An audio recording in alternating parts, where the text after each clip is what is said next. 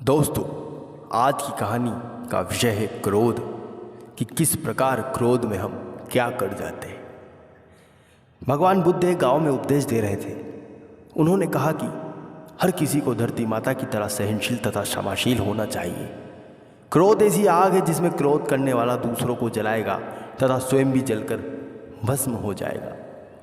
सभा में सभी शांति से बुद्ध की वाणी सुन रहे थे, लेकिन वहां पर स्वभाव से ही एक अति क्रोधी व्यक्ति बैठा हुआ था, जिसे ये सभी बातें बेतुकी लग रही थी। वह कुछ देर यह सब सुनता रहा, फिर अचानक ही आग बबूला होकर बोलने लगा, तुम पाखंडी हो, बड़ी बड़ी बातें करना यही तुम्हारा काम है। तुम लोगों को भ्रमित कर रहे हो। तुम्हारी ये बातें आज के समय में कोई भी मायने नहीं रखती। ऐसे कई प्रकार के कटु वचन उसने बोले, परंतु बुद्ध शांत होकर सभी बातें सुनते रहे।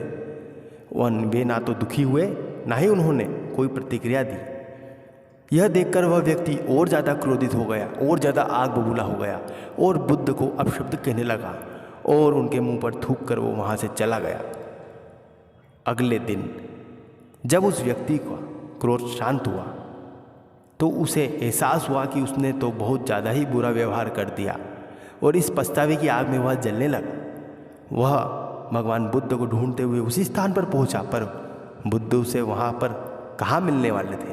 वे तो अपने शिष्य के साथ एक अन्य गांव निकल चुके थे।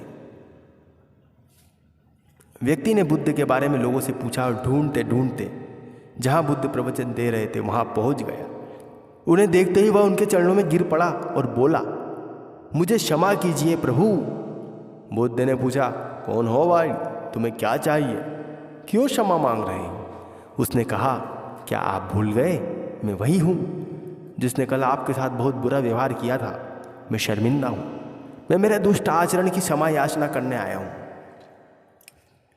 भगवान बुद्ध ने प्रेम पूर्वक कहा, बीता हुआ कल तो मैं वहीं छोड़कर आ गया और तुम अभी भी वहीं अटके हुए हो।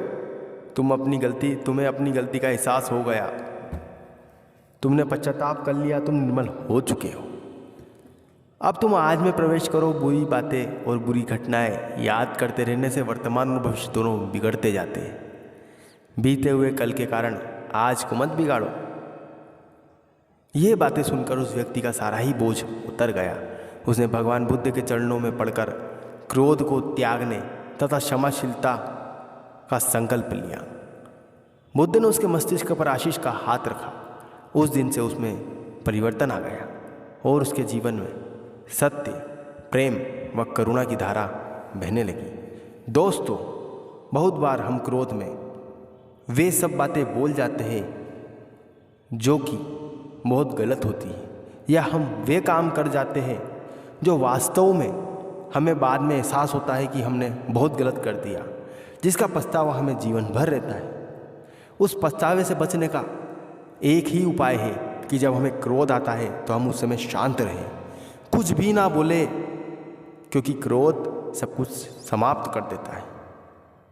क्रोध आने पर हमें उस स्थान को छोड़ देना चाहिए, गहरी लंबी श्वास लेना चाहिए, हो सके तो एक गिलास पानी पी लेना चाहिए, क्योंकि क्रोध जब आता है तो व्यक्ति अंधा हो जाता है और वह अंधेपन में वह सब कर देता है जिसका उसे जीवन भर पछतावा होता है। तो दोस्तों, क्रोध को हमेशा नियंत्रित करके रखें और सुखमय जीवन जिए।